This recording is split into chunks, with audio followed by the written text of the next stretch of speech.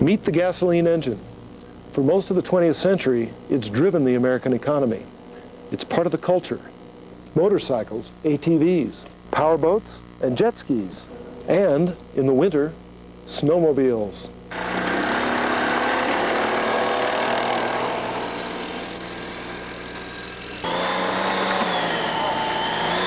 The Society of Automotive Engineers Clean Snowmobile Challenge is in its third year in Jackson.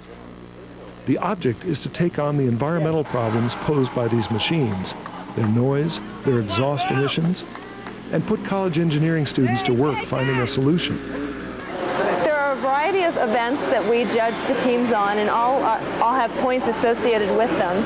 The first event that the teams get points for is emissions testing. And in order to receive any points in emissions testing, they have to achieve a 50% reduction in both hydrocarbons and carbon monoxide. And then they get additional points for how much better than those thresholds they reach. And so we actually had a team this year that improved the unburned hydrocarbon emissions by 89% and carbon monoxide by 99%. And that's actually the sled I'm sitting on right here from Colorado State University, which is a two-stroke engine, I might add, direct injection technology. Up until today, CSU was doing really well. They took first place in both emissions and oral presentation, but they didn't finish this event, so I think Idaho's the one to beat. So far there's been 4 events. We've done the emission testing, the cost analysis, the oral presentation, and today we did the 100-mile endurance event. In the emission testing, we fell short in our carbon monoxide reduction and didn't pass that event and didn't receive any points. But we did well in our oral presentation, and we actually took first place in the cost assessment. And then today we were among a few sleds that made the 100 miles, so we're sitting pretty good in the event. So after emission testing, they go on and do a fuel economy range test. The teams have to prove that they can go 100 miles. Their snowmobile has a range of 100 miles.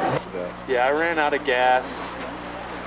If they prove that, they're not guaranteed any points because they also have to score in fuel economy, and so they can receive points based on how much fuel economy they had relative to the control snowmobile and the other sleds in the competition.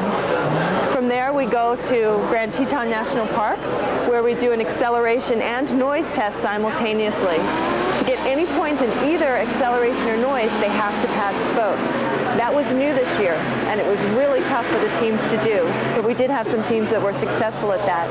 Passing acceleration involves going from a standing stop to 50 feet in less than 10.5 seconds, and to pass the sound test, you have to have a sound level less than 74 dBA on the sound equipment. So it's a very tough thing to do.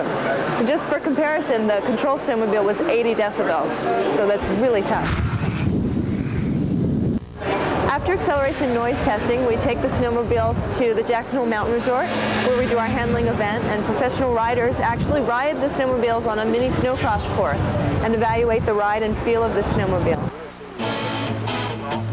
But in this country, snowmobiling is recreation. It's got to be fun. So the last event of the competition, these clean sleds join the big boys at the Snow King Hill Climb.